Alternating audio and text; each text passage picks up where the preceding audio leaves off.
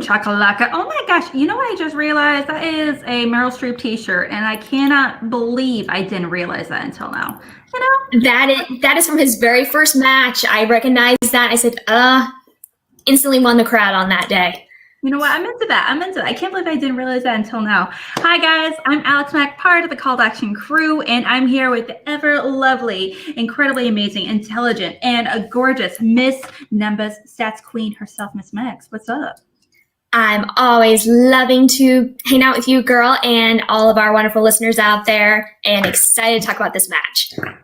Yes. Well, thank you guys so much for hanging out with us. We're going to be breaking down a really awesome match between Category 9, representing the Burning Droogs, of course, up against the Odd Couple, representing the Rock Stars. Now, we are in a very unique situation for both of these teams because they are representing factions that aren't exactly doing too hot in their factions. You know, they're definitely arguably the best part of their factions, but let's face it, they're not exactly in the top 3, 4 like factions overall this season, number-wise, at least. No. Okay. All right. Well, we're going to be breaking down this match. We're trying some new things, like I mentioned. We're going to be bringing down all the stats, a handful of the challenges, a few aspects of the psychological aspects of this match as well. And like I said, a few brand new segments. We'd love some feedback. And we have a bunch of stuff we're going to be plugging at the very end. So definitely stay tuned for that. Okay. All right. Now, before we get into the match itself, we have a itty-bitty little segment that we definitely need to chat about. It is called Match My Stats. Oh, you know what? I'm going to bring that little banner up instead of a scroll. Look at that sexy banner. Ooh, look at that. Beautiful. Okay, so Stats Queen, what have you got to us today? Tell us about this match and the stats. Well, what I'm going to do, actually, is bring up lovely graphic that we're going to kind of talk through here. So what we are actually looking at here is we are going to have the Odd Couple actually starts up 3 coming out of round 1, 16-13. Snyder is able to get to the perfect round plus the bonus. Andrenko does lose out on the perfect round with a challenge put out by Hannah that is upheld on question 5 in Fantasy Sci-Fi. Hannah and Jada Paramo come out with 7 and 6 points respectively. They're in round 1. The Odd Couple, while they are up, do defer to Category 9 on their spin, and Category 9 take PIXAR on the first spin after a rather long deliberation. Category 9 gives up 2 steals on multiple choice, but are able to answer 3 for the full 3 points, and 1 with multiple choice, coming out of round 2 with 7 points. The Odd Couple are only able to take advantage of 1 of the steal opportunities on their spin. They definitively go away from Inner Geekdom and are very happy to take musicals on that second spin.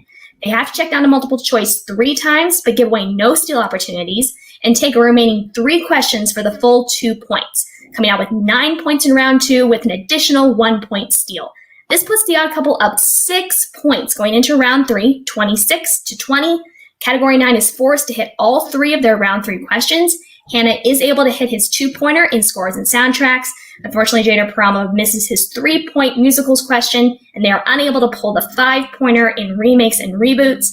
And this gives the Odd Couple the victory via TKO with an ending score of 26-22. Category 9 had a respectable 18 out of 25 questions answered for 72% accuracy and able to hit 55 of their potential 40 points, with the round 3 misses contributing to a high discrepancy between their accuracy and their potential points earned. While the Odd Couple answered 23 out of 25 questions for 92% accuracy and 81.3 of 32 potential points. Woo! Woo! Man, you want to take a breath? That was a lot. I'm good. Whew, man. Also, I just want to say hello to everyone in the chat. Brandon Buckingham, what's up? How is your Hey. Just saying hello. Over to Brandy Parker, the ever lovely Brandy Parker, Ben Rayner, Alan Smithy, just want to say hello to everyone hanging out with us today. Okay, so that was a lot to dive into, obviously. That was a really great segment, so thank you so much for putting that together, Megs. I am kind of curious, looking at those numbers, honestly, that was, it feels like a very solid match, and, it feels going into this match, obviously it is a championship level team. They are former team titles holders going against a rookie team from a faction that people are, how much do we know about the Burning Druids? Let's be honest. Right. And so, especially coming with a rookie team between Brandon Hand and Jada Paramo. Jada Paramo is I think he's a fantastic competitor, by the way. But it's a rookie team versus a former team title champion, team. So, right. Going into this, it's definitely a weird team matchup. What did you think? I definitely was very interesting because we know that Brandon Hanna is a fairly solid competitor there in the Inner Geekdom division, but we've never seen him in this singles or teams league. So how much of his knowledge was going to be able to transition and translate with his experience in IG to being able to perform in singles and teams inside of a team unit with Jader, who has a lot of knowledge, but he's also very inexperienced with this being only his first season. Mm-hmm. Absolutely. Yeah, it's definitely an interesting mashup of characters, of competitors, overall, 100% agree. Now, with that being said, I totally agree with you in everything you said. A lot of interesting, people on matchups of characters overall, but, I kind of want to go into some of our next segment of this.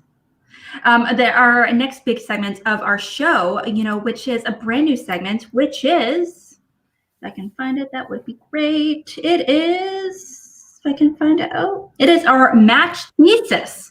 Actually, that needs to be a banner as well. That's not bad. It's our match thesis. So if you guys are familiar with Action Movie Anatomy or anything along those lines, one of my favorite segments of their shows is where they talk about their big thesis, their big thought surrounding the movie, the best this, the biggest that kind of thing. So we're going to apply that towards this match.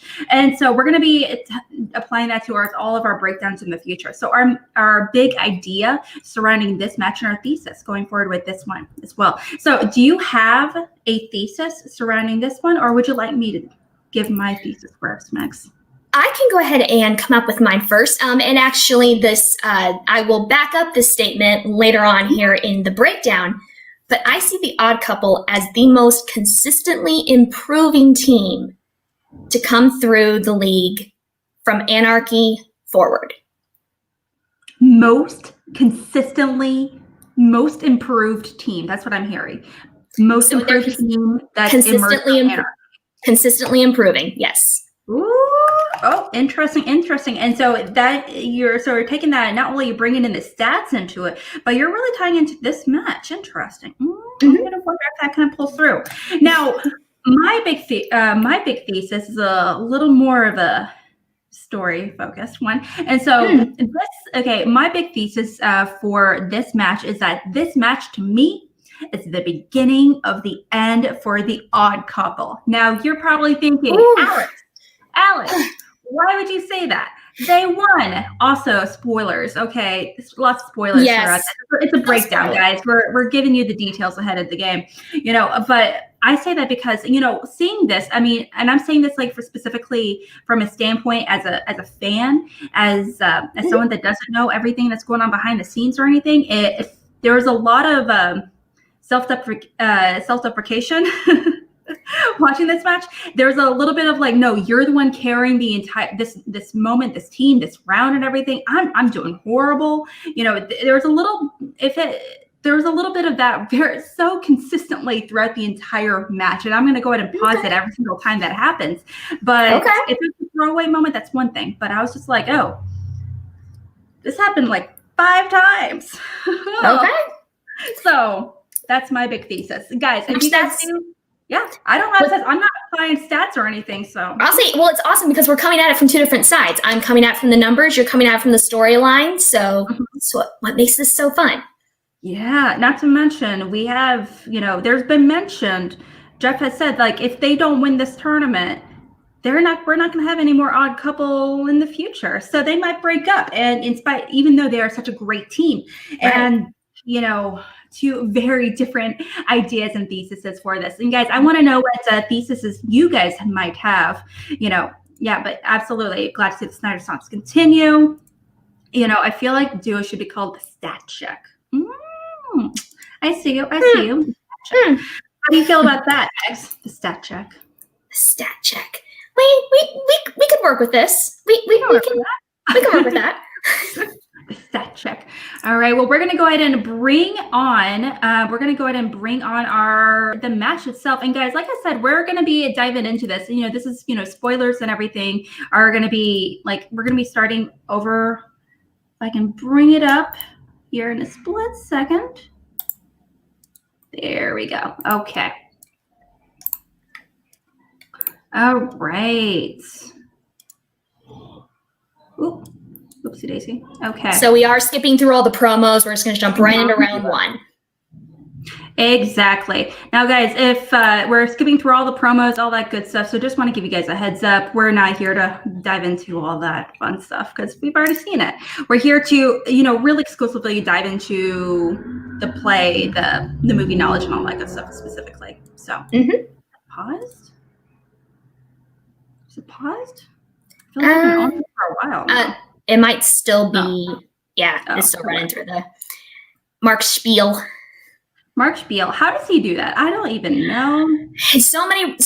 I would love to actually be able to count up how many times he has read through the rules of rounds, because there's probably so many he could do it in his sleep, I'm sure. Well, he has actually randomly when he's come on Chill, he I remember that. Yeah, he's mentioned it's I've done this 10 bazillion times. So it's well, that makes sense. Okay, there we go. Okay, we won't be able to see JTs or challenges or anything, but that's totally fine. That's okay. Now I know this is kind of an interesting situation. We're diving into round one, which is also we're changing the section of the section of the match itself. We're going to call this the Dewberry round. So Are we going to get a double Dewberry? Double Dewberry. I feel like that feels almost like a bad word to say. Did you do a double Dewberry? Yeah, as soon as I said, ooh, that's, we've said it, but it could very easily be taken out of context. And actually in the team's tournament, it would be 4 Dewberries, technically. I feel like it's definitely a dirty joke in the making. Yes, it very well could be. Hey girl, I'll give you a double Dewberry. I 100% feel like that is inevitable to be said. Amongst this group, I would not be too shocked. And very unfortunate, but it's just by nature of the question writers. We did have that first question in reference to a Sean Connery film, one of my favorites of his, Hunt for Red October. Classic. Very much. It's a Sunday afternoon classic at my house. Mm-hmm. I remember especially there was a time where that movie was played on HBO, USA, TBS kind of thing. It played 20 times a week, Every weekend I felt like I watched at least a few scenes. Yep.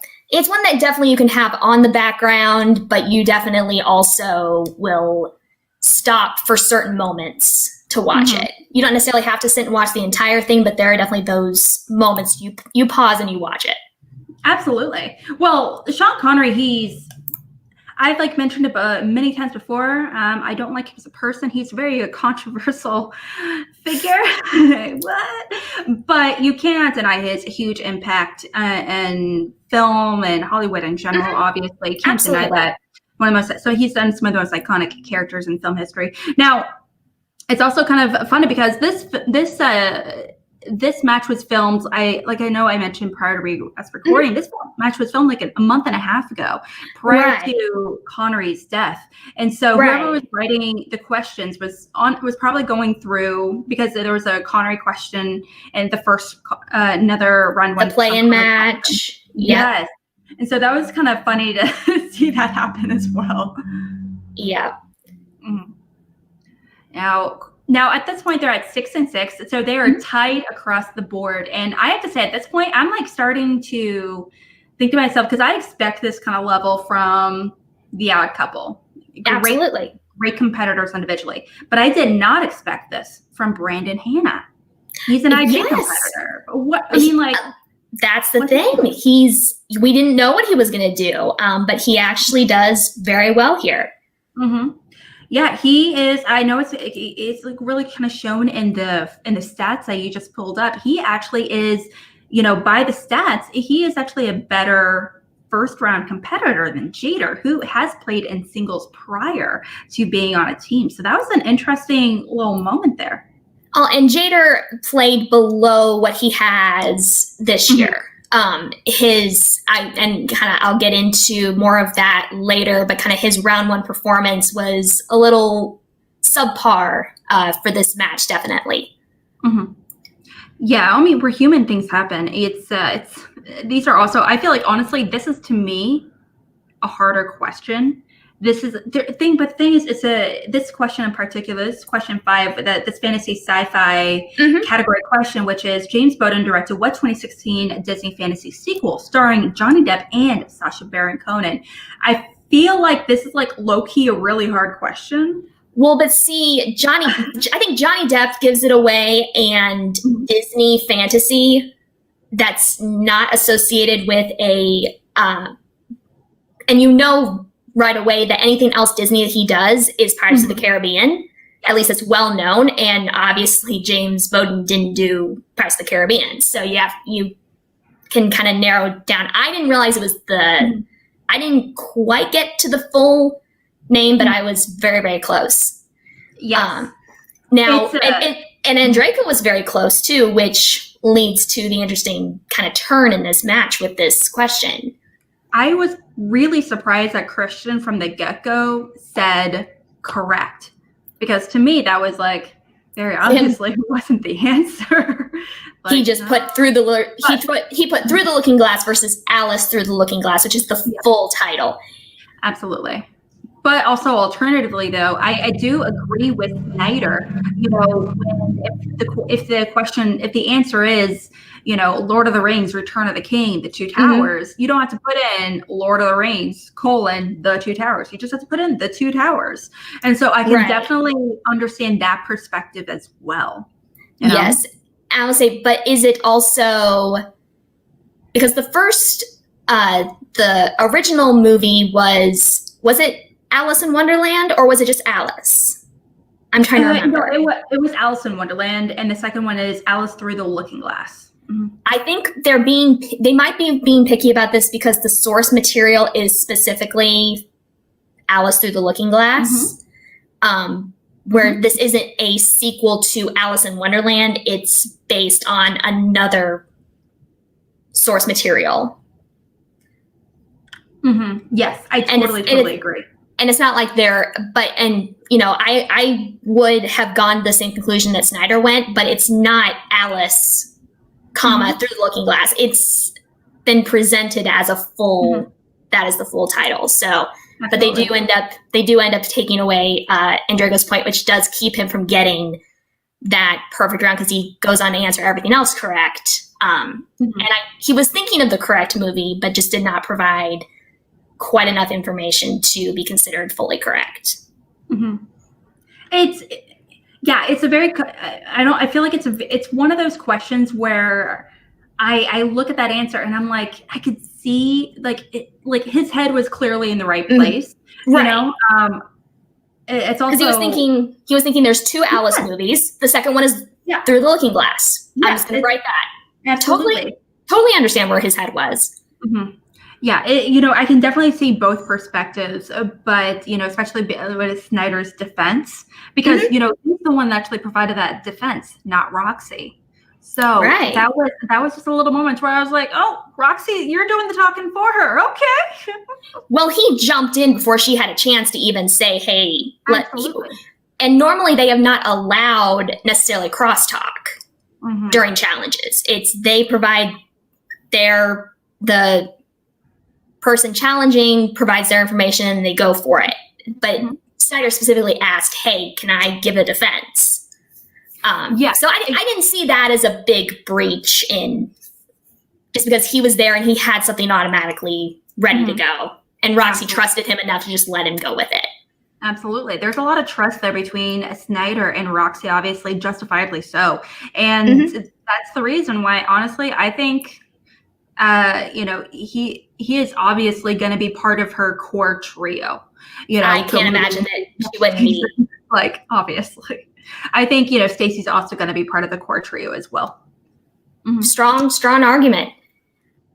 Oh gosh, I just had a wild thought of Snyder and Stacey Howard teaming up.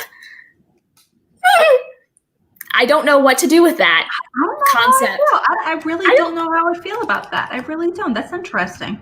Now we are into our last question here, and I was really surprised at this question because I looked it up and I was like, Predator 2 is a horror movie or a thriller movie, and because I always associate the Predator franchise more than anything with like action, adventure, right? That's. Mm-hmm. And then I was like, horror, thriller, and then I looked it up, and it said like action, horror, sci-fi, and I was like, well, there you go. All right, then. That their Predator versus Predator 2 are technically labeled under different genres. So I was like, oh, okay. Well, all right then. I was gonna say, are we kind of teetering on that monster movie horror vibe? Is that what they're going for? Is Predator technically a monster movie? And here we go again. I don't know. We don't know because somebody explain. Well, I'm going to pause it here in just a quick second because we ended up getting a super chat for the fantastic Ben Rayner, very generous donation. Thank you so much, my dude. Just want to do a little fist pump for you. I think it was a trick question. I think it was a good trick question. That's what I meant to say. Mm-hmm. But Rocky also, I feel it was a great use of the challenge. Absolutely. He won that challenge. Oh, absolutely. So thank you so much. I definitely agree with you, Ben. Absolutely great use of the challenge. And that's smart. Yeah. Oh, I'm going to say, look at our little overlays. Look at him. Look at that overlay.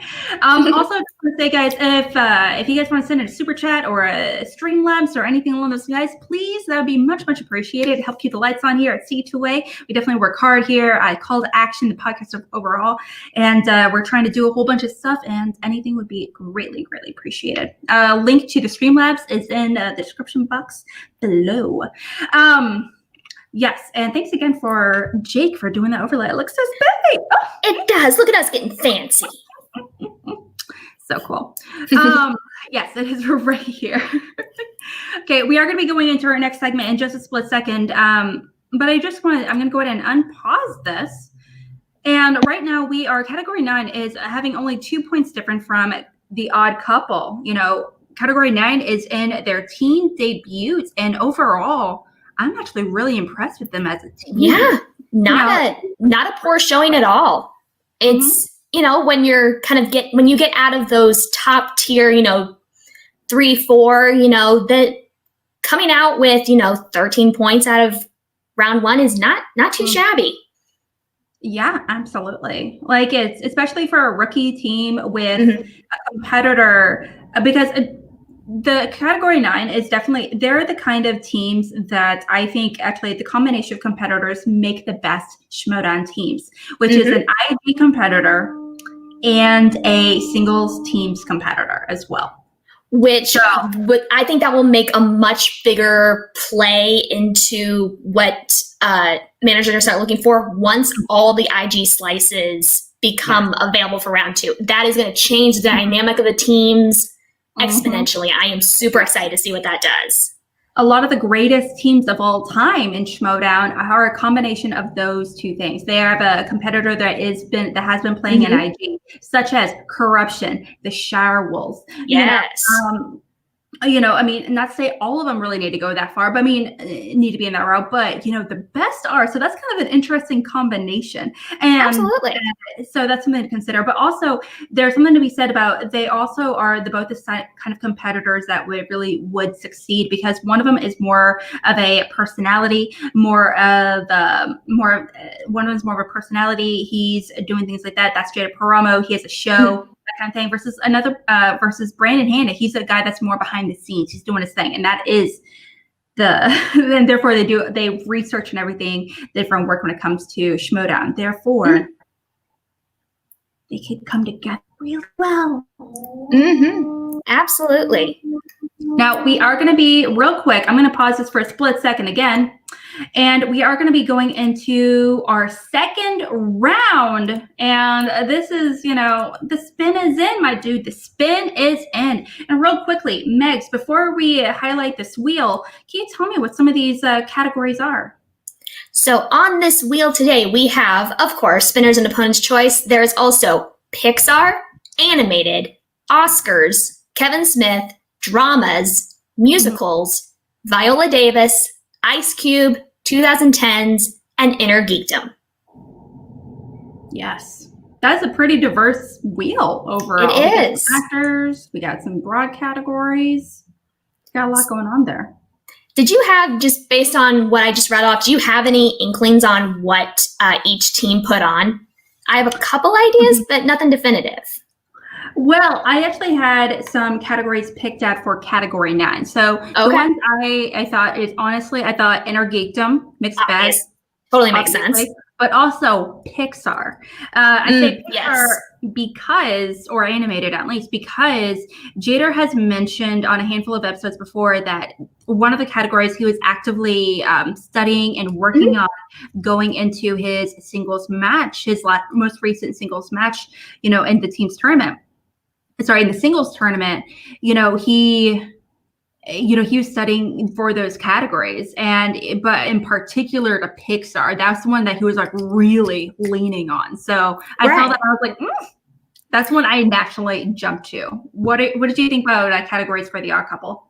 So for the Odd Couple, musicals was definitely one that stuck out to me because Mark Andreyko is known to be very solid in that category. And then I also was thinking Viola Davis, actually. That just, it seems like that one consistently showed up in Snyder matches during the singles tournament. So I'd have to look back to see exactly how many of them, but I feel like I have seen that slice on his matches before, and that might be one that he has zeroed in on as a more one that he's very familiar with most all of her films and feels that he can run with that as a more specific category. Yes. And also, I do want to highlight that they're actually they're doing sponsored wheels again. That's pretty awesome. Yeah. But yeah, that's a very diverse wheel overall. And I do agree with you. Musicals feels like a given. And Viola Davis, that's the consistency you didn't that you noticed looking at the stats and everything. Really, I feel like that slice has shown up multiple times on his wheels during the singles tournament, and it would just. I feel like that's something that he would focus in on, but I could be wrong. It could be the coincidence of them trying to get more of those actresses on the wheel. In that case, those something to notice is that those are two Mark Andreyko specific categories as well. In that case, could be. Yeah. I do want to mention for a split second that we ended up getting a donation from Mr. Alan Smithy. Ooh, thank you so much for the director. The director himself. He says, "Hi, Alex, Megs. Salute.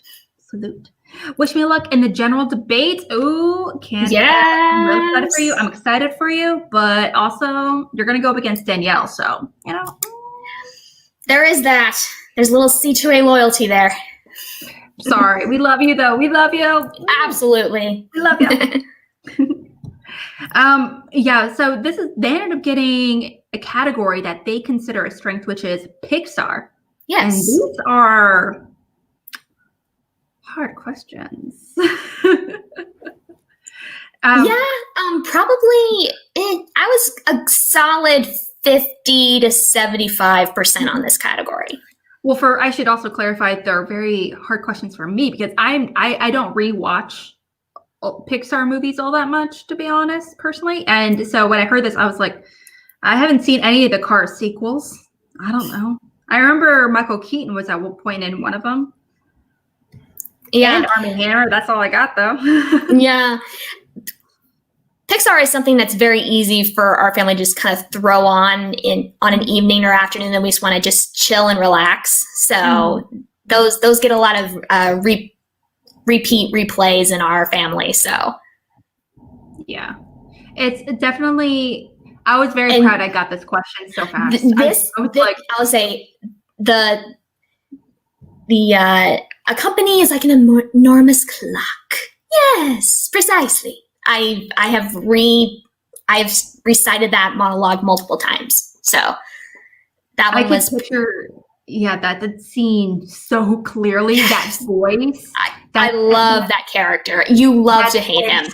That voice is so ridiculous. It's such an iconic voice. Between him and Edna, some of the most iconic voices inside of Pixar. Edna, I think, is voiced by Brad Bird. It is. Yeah. Yep. Oh, yep. That is Brad Bird's creation. I feel like that would. I'm surprised that's not a question somewhere. What Incredibles character, reoccurring Incredibles character, is voiced by Brad Bird? You know, I feel like that's a solid question. That's a solid question. Mm-hmm. Also, by extension, what reoccurring character in Finding Nemo and Finding Dory is also voiced by the director Andrew Scranton? Ooh, Andrew Stanton. Ooh, in Finding Dory and is it It's not Crush, is it? It is Crush. Okay. Yes. I was like, that's the only other one that was coming to mind, but I'm like, is that right?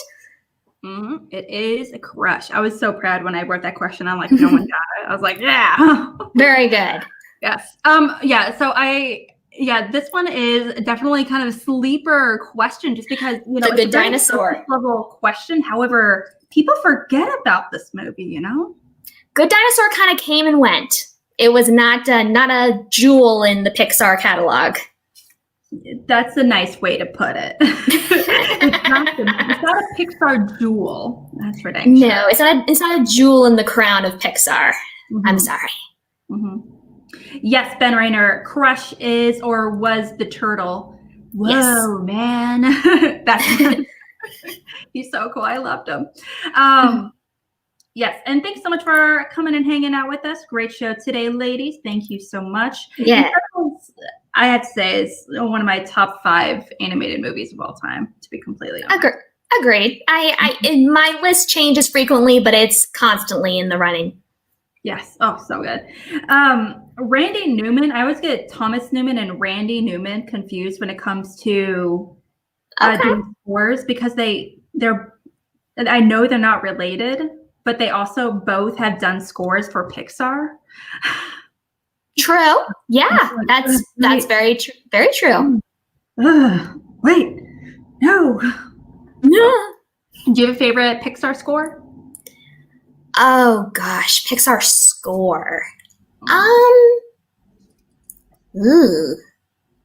don't know. I'd have to look back through and kind of listen through a few of them, because none of them are really sticking out in my mind. More of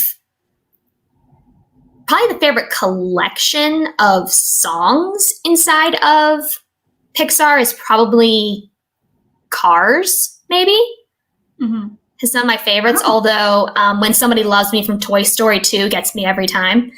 So great. But as far as overall consistency.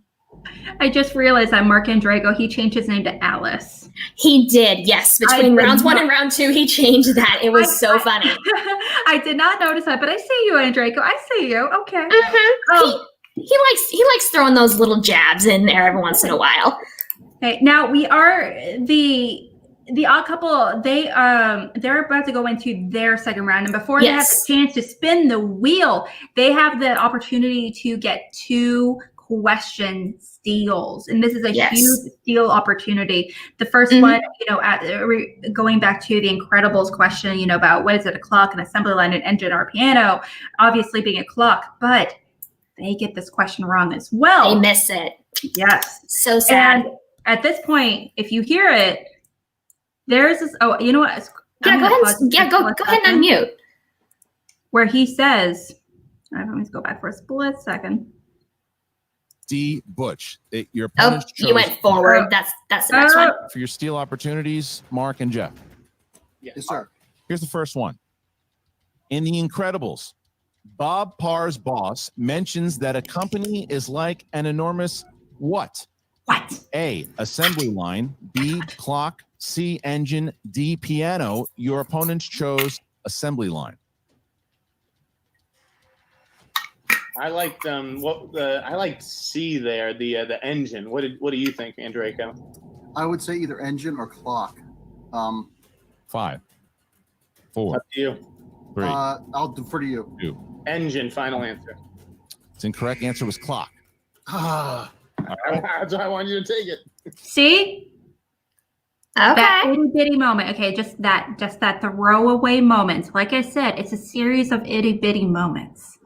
That really crash it. And I don't think it was a conscious thing where Snyder was like being like, oh, this is the moment, or I'm gonna slide in this little thing or anything like that. It was just like an odd little consistent thing, because the first thing we noticed, because obviously there was something said during the first round, by being like, okay, we still got this kind of thing. And during the discussions with Broxy, Mark said that you carried us in the first round. Like, you're the reason why we're in the lead so far. And sure, but you wouldn't want to say that on screen, really, because that makes you seem not as good, especially Andrejko. He's such a great competitor.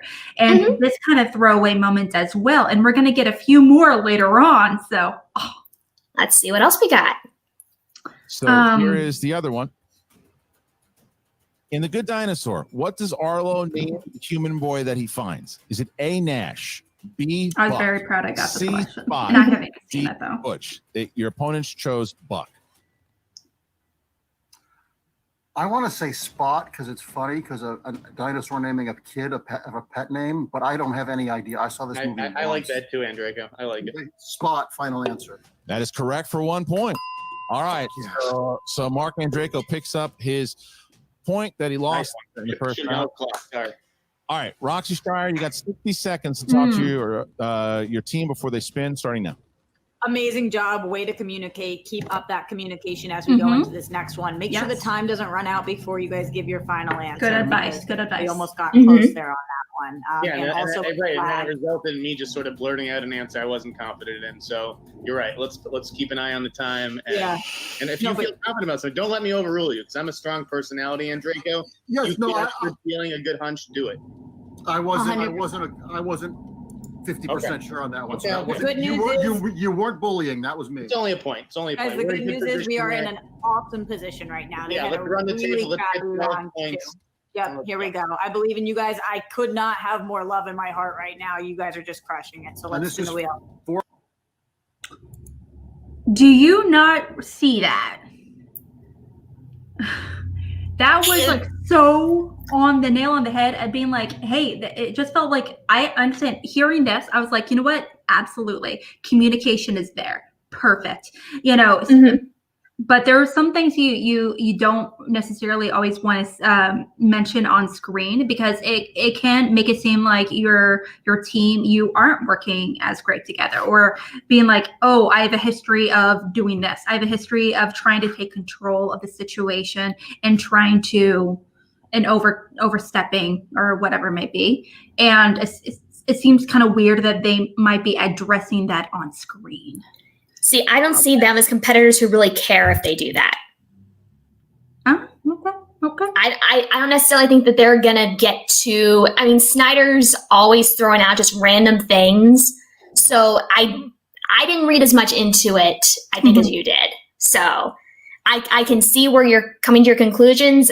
I didn't draw the same ones. I didn't read as much into it. That's fair. I totally get it. Absolutely. It just felt so, that's not never a conversation I would have on screen personally, but it was very efficient. It was like Roxy gave the best advice. And I feel like that's also not a piece of advice that's not given by managers very often. So I do want to highlight that, like be noticeable of the timer, because it's so easy to forget about that. Because I haven't seen, honestly, from what I remember, I haven't seen any other manager give that piece of advice overall. No. And I think that's a real, that really sets her apart. Yeah, usually it's a take your time, not be mindful of the time. Because they don't want their competitors to rush to a question. But if you have people that are deliberating too long, you do want them to be mindful of being concise and definitive with your discussion. So that's a good piece of advice there.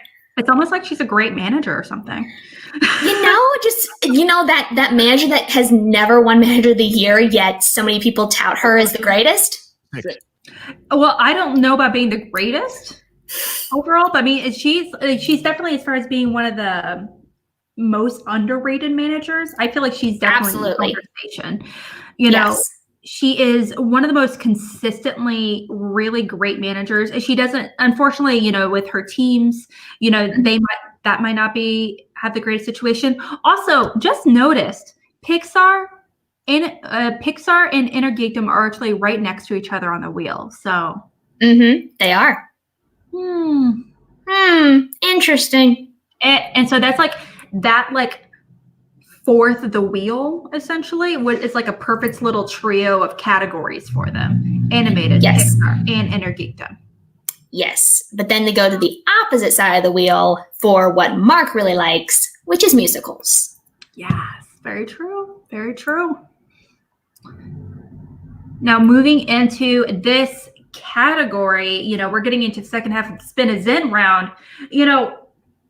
This is Mark's, this is Mark's bread and butter overall. So Snyder, he's kind of taking a step back with this moment. He's like, Mark, you got this, buddy. I'm here if you need me, but this is all you. You feel me? What's Mark's history with musical as a category? Do you know? He was a theater major and a director. So I think he got to work with a lot of musicals when he was directing and also working with theater groups. So I think he just naturally enjoys watching them, from what I've understood from hearing conversations that he's had. It would be kind of interesting to see if, we ended up getting a Beetlejuice or like American Psycho, Legally Blonde, Mean Girls, the musical, because they've turned them into musicals now. Yes. So if we ended up getting remakes of the movies, only the musical versions of it. Okay, girl. Now Snyder does jump in with a couple of these that says, hey, can I just say this? Because he knows right away what it is. Oh, he doesn't. He says, I know the first name, but I don't know the full name. Well, and not this one particularly, but there are a couple instances during this match during this round that he does do that. Very true. Very true. And the answer is Michael Gracie. Now, do you know specifically? Because I know I know in Draco, he's like mentioned if there were ever going to be a horror division or a musical division, he definitely would love to participate in it. Do you know how often he puts that slice on the wheel, whether it be in teams or singles? This category? I don't know as far as putting it on the wheel. I did kind of start looking into kind of where they're at as far as when they've spun a particular category. I think that kind of is indicative there. But because I think they have had it, once as a team as the Odd Couple. And then as far as singles go, he's also just gotten it once in singles that I have so far, and that's just going back through 2018. So I think he's put it on quite often, but it's also one of those categories that could get automatically selected as well because it's a subgenre, and they sometimes will put those on there just without being requested. I also want to point out that Mark and Drago knew this answer already. Oh, who played Willy Wonka? Willy Wonka. Oh yeah. Gene Wilder. He's like, oh, yeah. And but Snyder, he's like so excited. He's like, oh, can I say it? Can I say it? Oh yeah. This is one of the only questions I got. So cute. So great. There's also another Willy Wonka and the Charlie and the Chocolate Factory question. Willy Wonka and the Chocolate Factory question not too long ago, which was who directed it. And yes. So, it's kind of funny how, we've been, getting a handful of questions very specific to Sean Connery. We've been getting a handful specific to, this movie as well. So we're definitely noticing a pattern here. The screenwriters or the question writers kind of go through phases where they've heard a bunch of questions about a particular one, or they're pulling from that kind of section of questions. So now, I have no idea how they actually select questions. So I'm just kind of blurting out potentials, options there. But that would be interesting to a little sneak peek on how they go through the question selection process. I have been told that what they do, the question writers, is that they have like a different person write questions for each round for each match, essentially. Like for the first, for one match, Abby's going to write like a few categories on the wheel, and then she's going to write she'll write the first round. And then maybe the next one, she'll write all of the third round questions, and the next one, blah, blah, blah. And so they don't really collaborate and be like, hey, this week I'm gonna focus on this genre or anything like that, or decade, or whatever it might be. So very interesting. We are going to be going into the third and final round of the match. Yes. And let me see if I can pull it up, which is, very appropriately named Some Sexy Numbers. Yes. You feel me? Megs, do you like that name? Some Sexy Numbers. Some Sexy Numbers. Very on brand. Very on brand, and I love it. Yes. So Some Sexy Numbers for this round, we're obviously, I know, Megs, that you kind of named it specifically because it's like not only obviously appropriately named considering who's the odd couple with rock stars and everything, but it's all about, the look of the draw when it comes to picking the numbers, right? Yes, absolutely. You can have so much knowledge, but if you happen to pull that 5-pointer or even that 2 and 3, that's just in a complete blind spot category, or it's that one movie that you just haven't seen, it's very easy to get bit there. It's yeesh. It's rough. It's definitely rough. It's real rough. And the fact that these have so many potential points attached to them definitely factors into the numbers for the whole match as far as your potential points and your accuracy. So yeah, it's, I've heard it mentioned that, as we've seen some matches where, like the last match that we saw between the play-in match between the Misfits and Witching Power. Yes. Even if you do not do great in the second round, the third round, it can get you. People forget how dangerous the third round can be. That was an amazing comeback, and it was just by them able to rebound that far was amazing. And then on the flip side, unfortunately, the Misfits hit a run of 3 questions that they just couldn't pull. So it is possible to come back from a very high deficit coming out of round 2. The precedent has been set. Absolutely. This is definitely an interesting match for both of these teams, not only just because Roxy, she's like very upfront, she's just giving a lot of love to her team. She's like, hey, you guys are amazing. Your communication's fantastic. Just keep it up. Stay as a team and everything. Just a lot of that reaffirmation because, she's really there to, help build up their confidence and ever. But alternatively, we've kind of seen that a little bit between Knapsack and Brendan and Jader. But what's kind of interesting about this is that I see Jader responding to Hannah so much more than Knapsack. Like in the first round, he says like where Jader, he mentions like, yeah, it's like we're a team. You're my teammate, Brandon. And he mentions that. And going into the second round, that's what he said during going to the second round. And this one, you're getting a little pep talk from Ken, but he brought him on and he's like, well, what great advice you're going to give us now. And Jader's like, if anything, he responds almost exclusively to Brandon Hannah, which is, I don't know if that's consciously, subconsciously, or what. I feel like Jader is the poor kid in the middle of a nasty divorce, and he just has to watch his mom and dad going at it, and he can't help but be drawn to one or the other, but it's sad. Yes. Well, category 9 going into this third round, obviously sitting at 26 and 20, is a huge, 6-point deficit, which is not going to be easy to potentially climb out of. And they have to hit all 3, or at least the 2 or 3 and the 5, if not all 3 of them. So they're definitely in at least 2 questions correct is a must. Mm-hmm. Absolutely. This question is kind of an interesting question because, at the category of that's a 2-pointer being scores and soundtracks, which is who directed both. Who composed for Lion King. Lion King and what was the other one? Interstellar.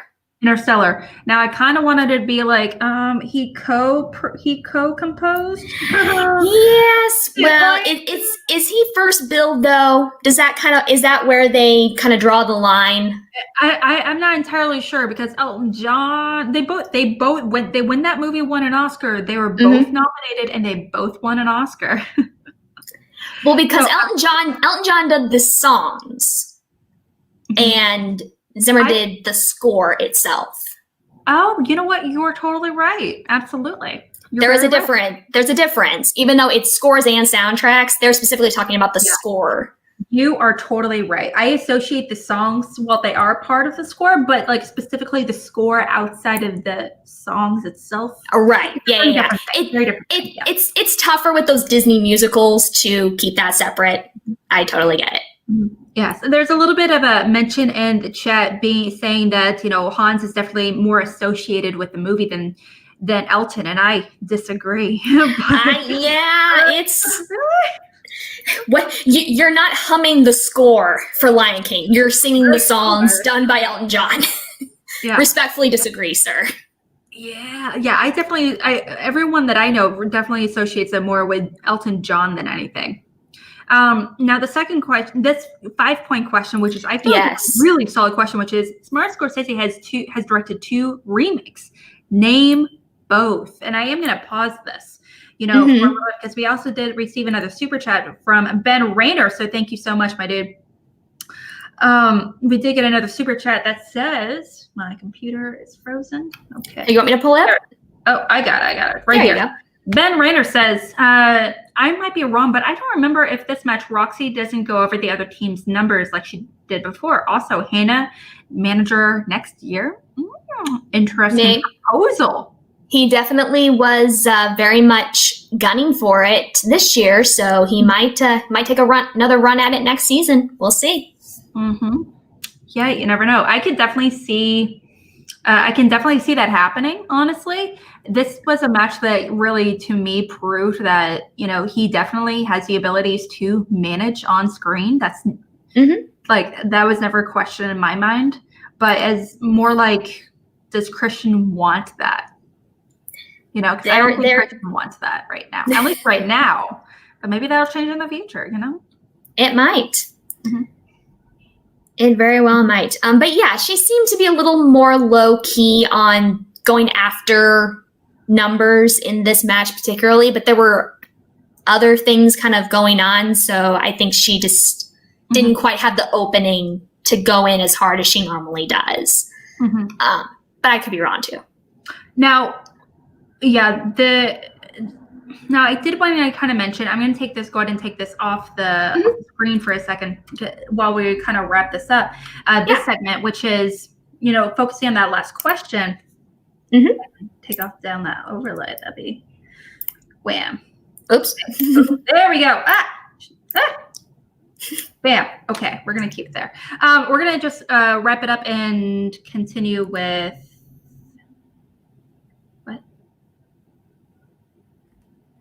just keeps going. I'm leaving. I don't know.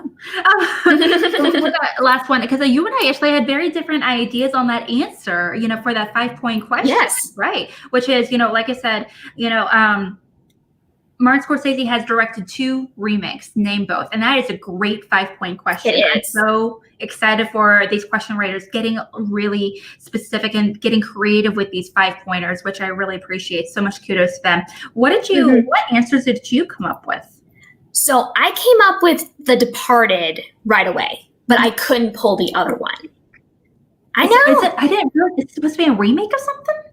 Like another interpretation? And here's the thing. I didn't even necessarily, I wasn't even approaching it from that. Like, I just, like, The Departed instantly came to my mind at first, and I'm like, wait a minute, is it a remake? And I realized it was.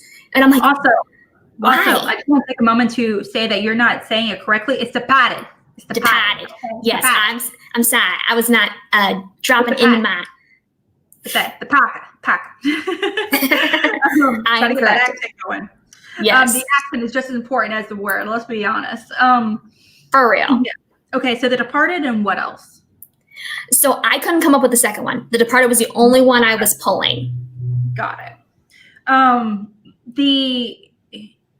honestly, after they said The Departed, I was like, is Departed like a remake? And I just don't remember. The movies that I thought of right from the get-go are Age of Innocence, because I kept thinking that's based off a very famous book, but I don't remember any other movies. So I was like, book adaptations. There's probably a ton of other adaptations of that book, right? It's a remake, right? Sure. That, and I thought of Cape Fear. And that's because I actually listened to a podcast by critically acclaimed somewhat recently when I was moving out of my house. I was listening to like 30 podcasts at that point. And where that came up, where like the episode was like remakes you didn't know were remakes, and that adaptation came up, you know. And that movie was like, that one definitely from the get-go. So I was got it. Well, now see, this just proves if we were a team, we would have gotten that question. I would have had one half, you would have had the other. See, Christian, what are we doing? Why aren't we in Showdown? Let's be real.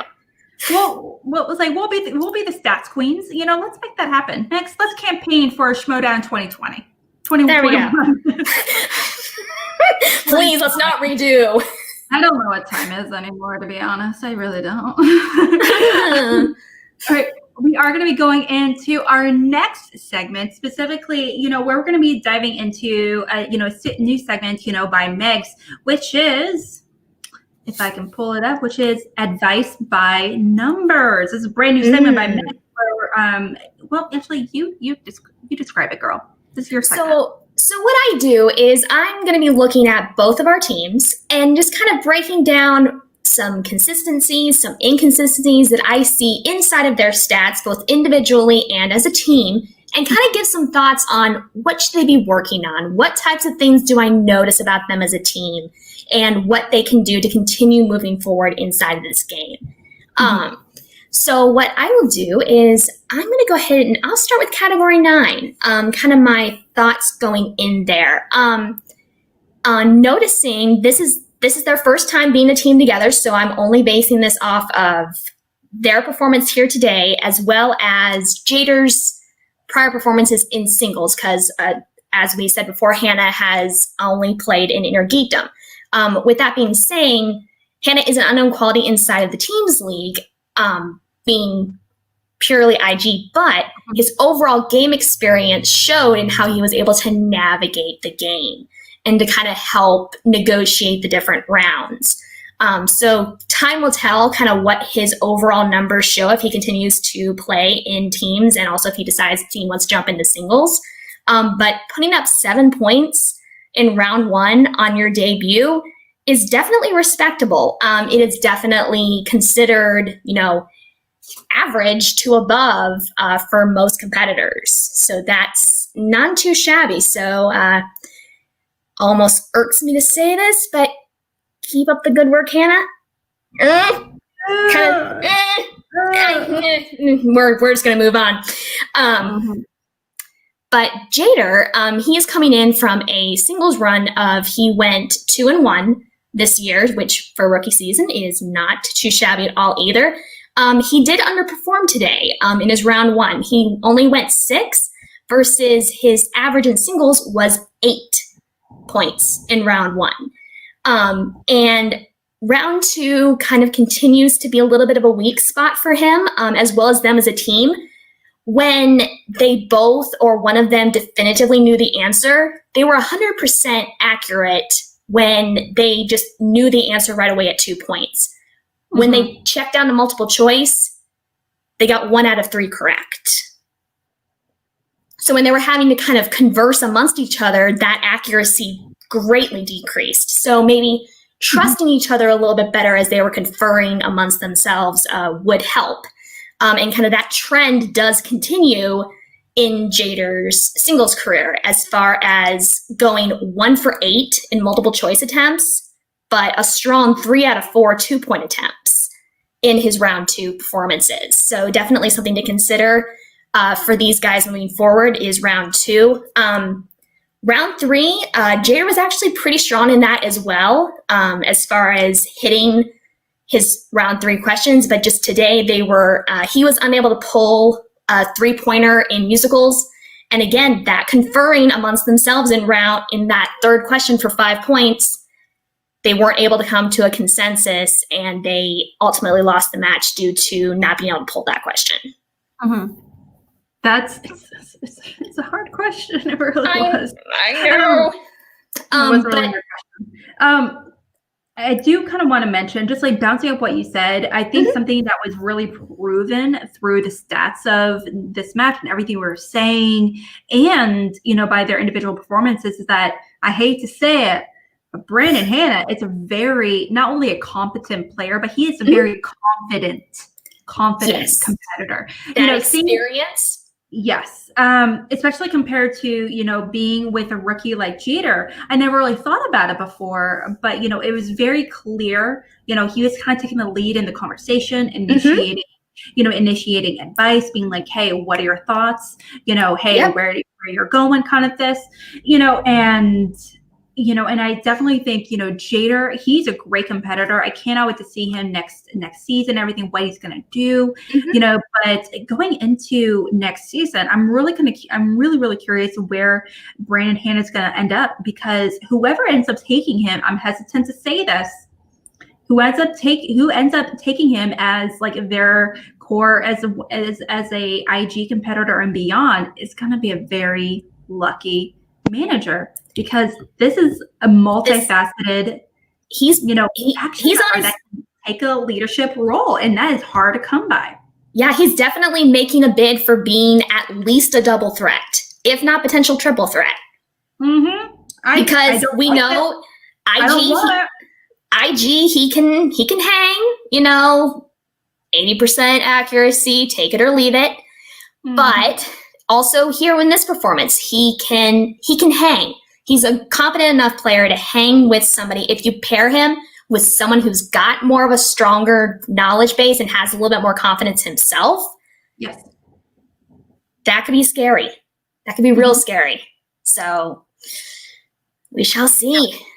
But wanted to kind of move on to what I saw with the Odd Couple. Now, I said at the beginning, my thesis was that they have been consistently improving. They are the most staunch example of a consistently improving team that has come out of the Anarchy tournament and has endured. Now, to kind of prove my point, if you look at the average points that they score after 2 rounds, so round 1, round 2, and any steals that they're able to accumulate during their 2 rounds. 2018, 19.3 points. 2019, 22.8 points. This year, 25.5 points. And may we not forget that this year, back in April, they were unfortunately the losers, but they were part of the team's match that set the new team score record against Who's the Boss. They ultimately lost on 1 point on a 1 question difference that cost them that match, but they're putting up some real impressive numbers. And kind of speaking to Andrejko specifically, I noticed that his average in round 1 with the Odd Couple, as well as him as a singles player, is about 6 to 7 points. So he's not playing necessarily lower than what he has shown. I think he can do better. he definitely has the opportunity to improve that, to just as Snyder has been consistently performing 7 to 9 points inside of round 1 for singles. He has exploded this year and thrived. So just as Snyder has started to bring himself up, this is a chance for Andreyko, if he wants to step up his game a little bit and get back into that conversation, because he definitely has a really strong base. He knows what he knows. If he adds just a little bit more to it, he could bump up those round 1 numbers. They work really well in round 2, talking out things with each other. They trust each other very well. They have a couple hiccups, as we saw today, but round 3 is going to be what it's going to be. You either know it or you don't, but they have the opportunity to be a solid enough team in round 1 and round 2 that you get where you're at on this match, where you don't even have to answer a round 3 question, because they will TKO and KO you very easily, depending on your competition, but they definitely have that level of caliber. I think that this match was proof.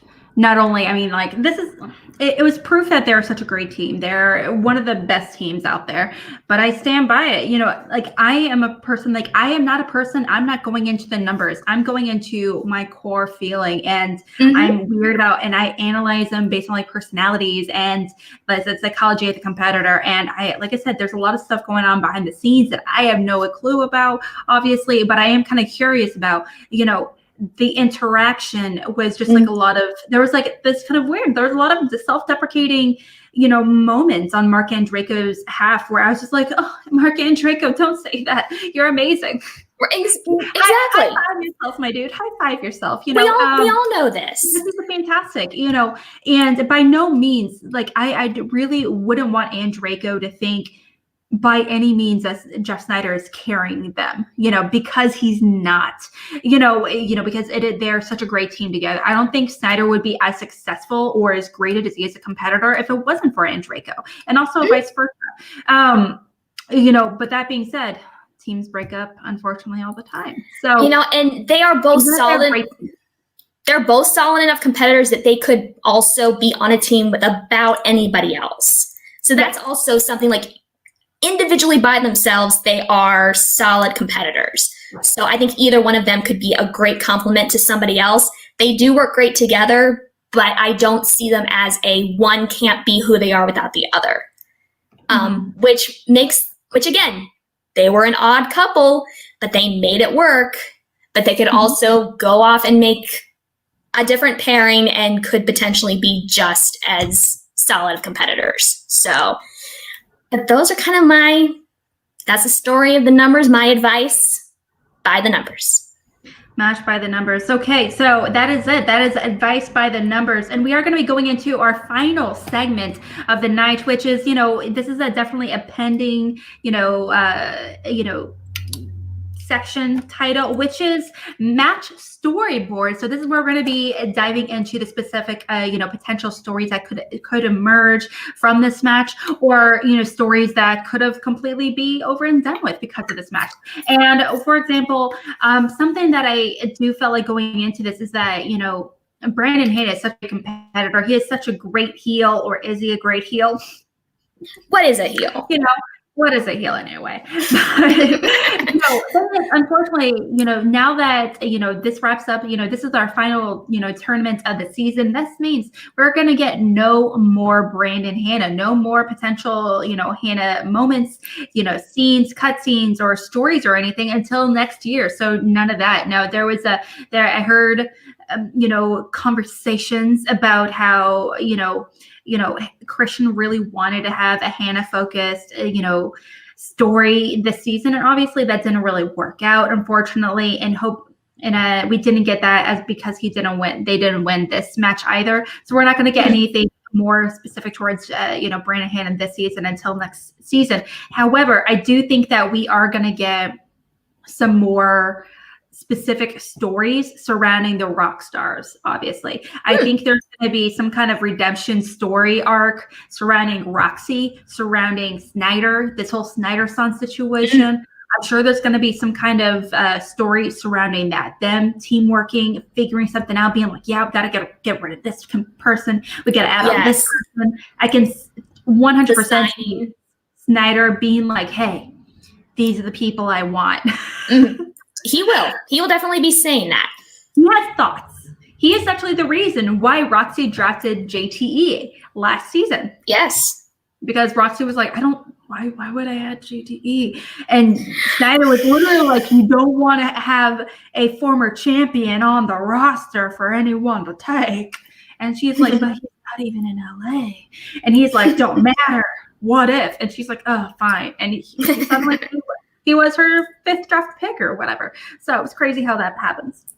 Now, here's a thought I just had, actually, when you were talking about Hannah storylines. We know that after Corruption lost in the teams, we had that jump in of Chandru kind of crashing the interview. If Hannah's still IG after the title match at Spectacular, it would be on brand for him to hop on and taunt either if Chandra defends, he's going to be gunning for him. If Chance is able to take it, Hannah's going to say he didn't have to go through him. I could totally see that happening. That could. It's a potential. I no insider information, but just that would be an interesting angle for him to jump back into. Absolutely. I could also easily picture Brandon Hannah being a competitor that's going to go up against like a runner-up situation that ends up going against the loser of that match. Absolutely. 100% would be Chance or, that. But however, I could also see that be the case with Craig or Craig Gainier or, the Barbarian. Right. Or even Alex Damon, who, ended up, who ended up knocking it out of the park, who's Parker. 3-1. Oh, he's 1-1. He needs to work his way up a little bit. Okay. Yeah, he does. I love Parker. I say that with love for Parker. He has to work his way up a little bit. He has to get a few more matches under his belt. But I'm more thinking of the Chance knocking him out angle. So I can see that. Well, is there any stories that you would love to see happen with the Burning Droogs as well? I could easily picture like a storyline where the Burning Droogs end up imploding somehow, and all that's left is Brandon Hannah. Well, with Brandon Hannah and Ken kind of at this, they're in a little bit of a standoff right now. They're not really going at each other, but there's definitely still some underlying. Ken's trying to make amends, but Hannah's not having any part of it. So there's still something, there's still potential brewing in that storyline. I don't think we can, there's arguments to be made that one can continue.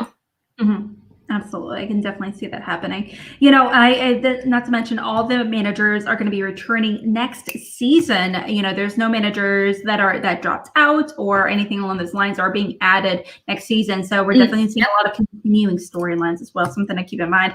Now, guys, that actually wraps up our breakdown tonight with our brand new segment, including Match My Sets, the Dewberry Spin is in, some sexy numbers, advice by numbers, match thesis, and our match storyboard, which is, like I said, our final, segment of the evening. So, guys, thank you so much for hanging out with us. We're going to be wrapping things up with a nice little bow. Megs, where can we find you and your beautiful face and everything you are working on? Yes. So if you guys are on the Movie Trivia Schmodown Facebook page or any of the faction pages, you will see me posting match breakdowns with all the stats I presented here, as well as some storyline stuff. And also, if you want to find, as far as breaking down kind of what happened during the match. But if you also want to find me at on my personal socials, it's Megs_reclaimed on Instagram as well as Twitter. I do post stats there as well as some of the other things that I have going on in my life. So that is what I have. Miss Mac, where are you at?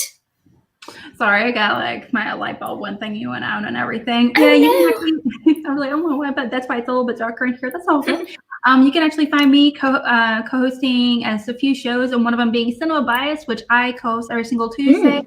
where we dive into our personal movie biases and challenges ourselves to watch movies really outside of our wheelhouse that we would otherwise never actually watch. So next Tuesday, we're going to be diving into the movie Annie Hall, which I've never seen before. And I have a lot of bias against it because I actively avoid Woody Allen movies. So it's going to be interesting to kind of dive into that. And also I host a show called Mornings with the Outlaw where John Roca and we really dive into movie news that really tickles our fancy. We're going to be diving into a few awesome stories tomorrow starting at 10:30 in the morning Central. And also Schmobates every single week, so every Wednesday. But this week specifically, this week is actually, we're going to be having a big Schmobate match on Saturday. We are actually doing a huge Smash-a-thon that's going to be later this Saturday. And we have a really awesome video from, from Kevin Smets himself. Let me see if I can pull it up.